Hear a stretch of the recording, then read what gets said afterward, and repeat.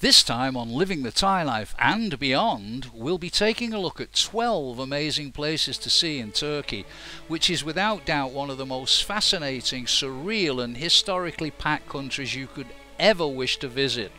We'll be sailing on the Bosphorus, going underground to see the ancient magical Basilica Sistines and the Archaeological Museum, visiting the two most famous mosques in the city, the Hagia Sophia, a Muslim shrine where you can still see the remnants of its original Christian origins, and then onto the magnificent Blue Mosque, a beautifully serene structure inside and out. We'll also be travelling out of the city where we'll stay in Cappadocia with its otherworldly fairy chimneys and its somewhat claustrophobic underground cities that defy belief.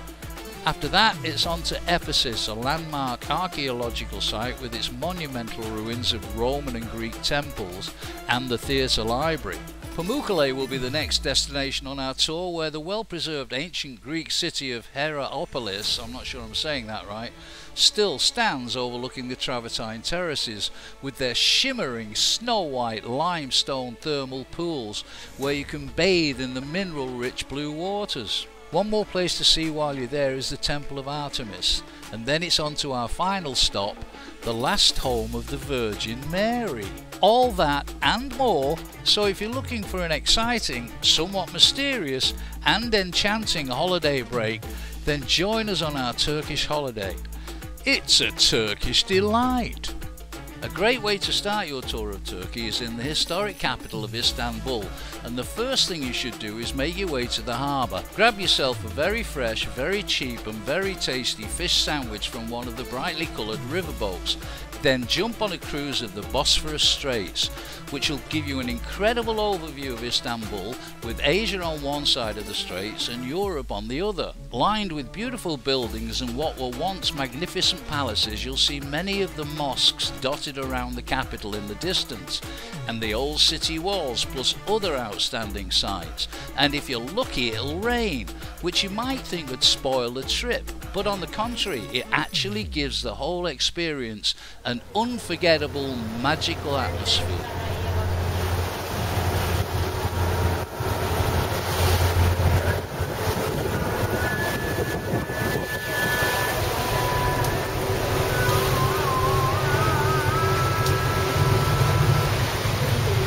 So now we've had an overview of Istanbul, let's take an underview and check out the must-see Basilica Sistines, constructed in the 6th century under Roman Emperor Justinian I.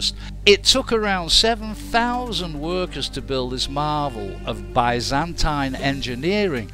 The system provided water for the Great Palace of Constantinople and other buildings, and continued to provide water for the Topkapi Palace after the Ottoman conquest in 1453, and right into modern times. Now the big draw for the tourists are the two heads of Medusa, which are used as basis for two of the columns, and tradition has it that the blocks are sideways and inverted in order to prevent the power of the Gorgon's gaze, which otherwise could turn you into stone. The cistern is also featured in quite a few movies, and the whole complex is about the size of 2 football pitches and is no less than awesome. The Istanbul Archaeological Museum has to be seen to be believed.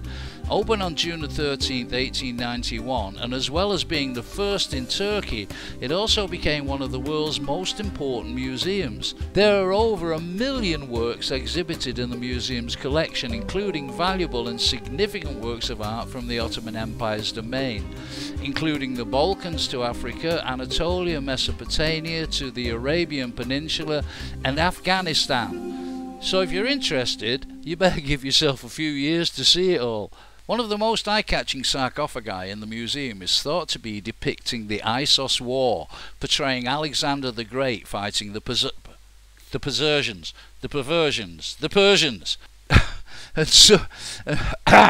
And some people believe it's a sarcophagus of Alexander the Great himself, but it isn't. His tomb has never been found, and he's thought to have been buried in Alexandria, Egypt.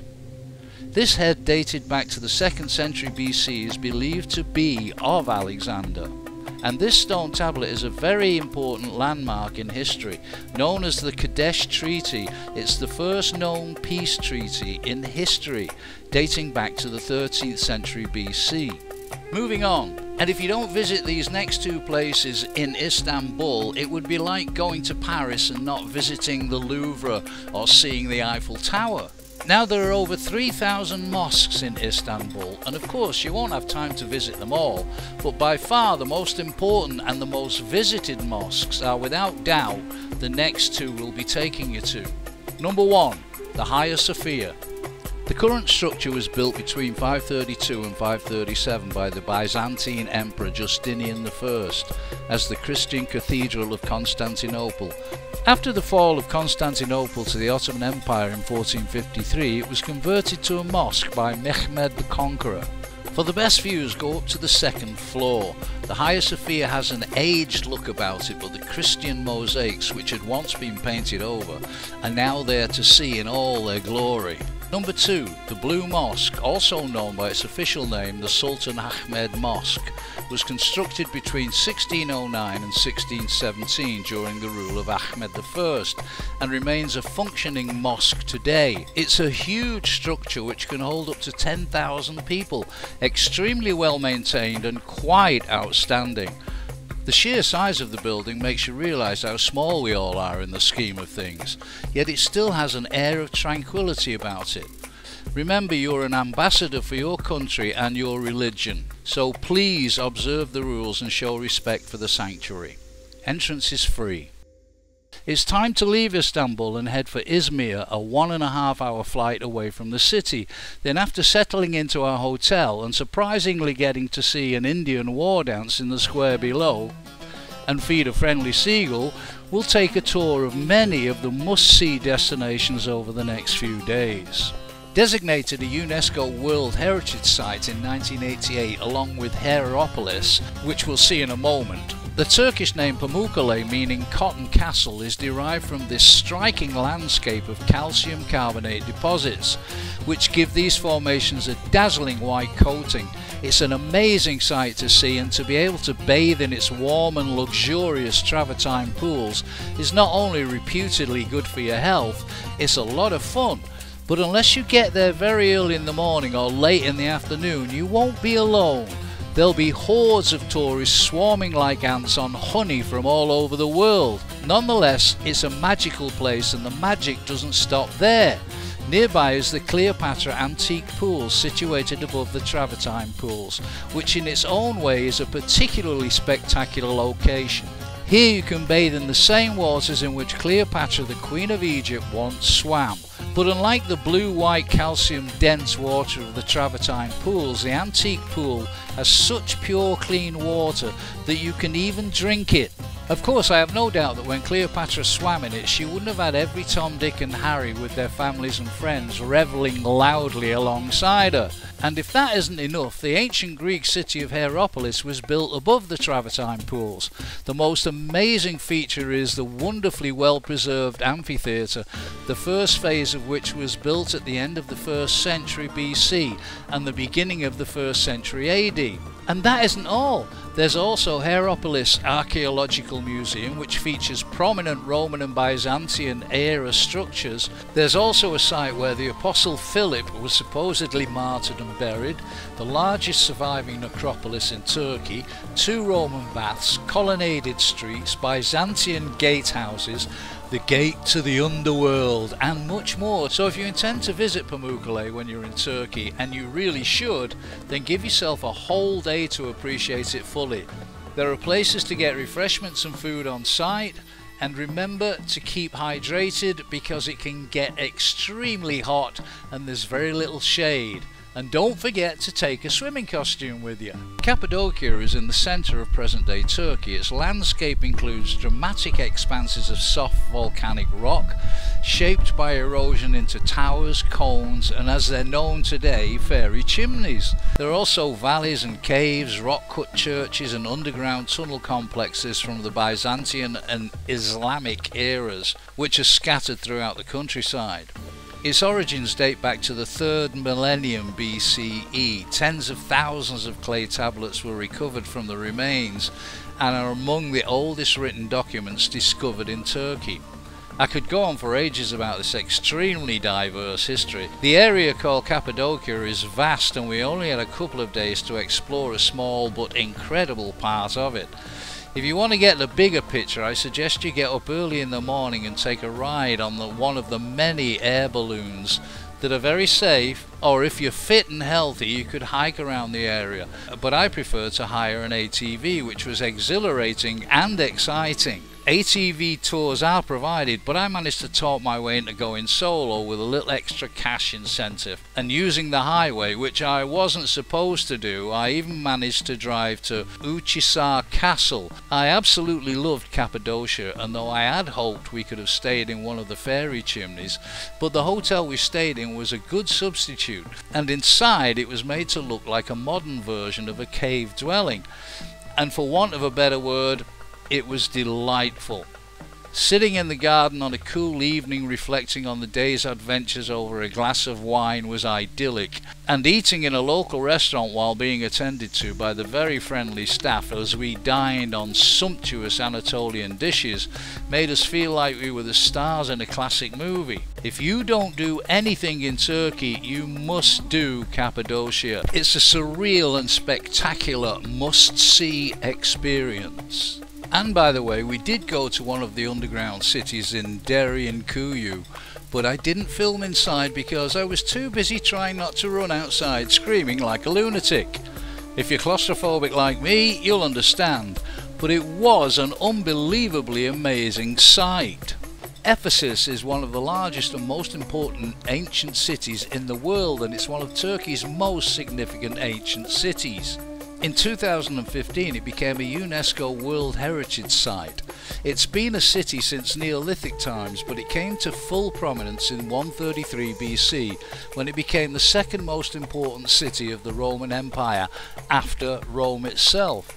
It's also an important site for Christian believers, as it was supposedly here that St. Paul wrote his first letters to the Corinthians, and it's said that he preached in the amphitheatre, but the spectators heckled him shouting "Artemis, Artemis" throughout his sermon. Tough crowd. Artemis was the top god at the time. We'll be looking at what's left of her temple in a bit. Still, that didn't stop St. John from supposedly writing his gospel there. But I don't think he'd have bragged about that after knowing how badly St. Paul had bombed with his audience. The impressive open-air ancient theatre with a capacity of 25,000, where St. Paul had so badly misread his audience, is believed to be the largest in the ancient world. The Library of Celsus is one of the most beautiful structures in Ephesus, and the facade of the library has been carefully reconstructed from original pieces and looms large over the city, originally built in 125 AD. The city came to prominence under the ancient Greeks, who built the famed Temple of Artemis, one of the 7 wonders of the world, though only one column remains of the temple today. It was said to be very grand and impressive indeed. I can see St. Paul in heaven now looking down on Ephesus and saying, "Ha ha! I told you so!" The House of the Virgin Mary is a Catholic shrine in the vicinity of Ephesus, discovered in the 19th century by following the descriptions in the reported visions of Anna Catherine Emmerich, a Roman Catholic nun and visionary. The Catholic Church has never pronounced in favour or against the authenticity of the house. The site has nevertheless received a steady flow of pilgrims since its discovery. Christian and Muslim pilgrims visit the house based on the belief that Mary, the mother of Jesus, was taken to this stone house by St. John and lived there for the remainder of her earthly life. So that almost brings us to the end of our Turkey tour, except for a few honourable mentions and some relevant information. The food was delicious and the local wines we drank were world class. The weather was changeable and, as we found out, Istanbul gets flooded in heavy rain. The best modes of transport for getting around in the city are the trams, though they get packed and can be, shall we say, rather pungent. And, as with most guided tours, you're going to end up being taken somewhere to hopefully buy stuff you didn't want in the first place. And in our case, couldn't afford. For example, these beautiful carpets, which cost in the region of 2,500 euros and above. The city by night is beautiful. To get to all the places we visited in Turkey can take a lot of travelling by road and air. You must visit the Topkapi Palace, but even though we were staying right next to it, we were too worn out at the end of our trip to go inside, which I now regret. One more thing, we went to see the famous whirling dervishes in Cappadocia taking a spin on the dance floor, but weren't allowed to film or take pictures. But it was a mesmerising and transfixing experience, though at times watching a bunch of guys going around in circles for an hour or so could get a little tedious. Still, it was a special experience and well worth seeing.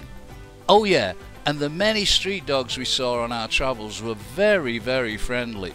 So all that said, if you're interested in ancient history, Turkey is one of the best places to visit and definitely one of a kind. Thanks for watching. I'd love to hear your comments. Happy travels and all the very best.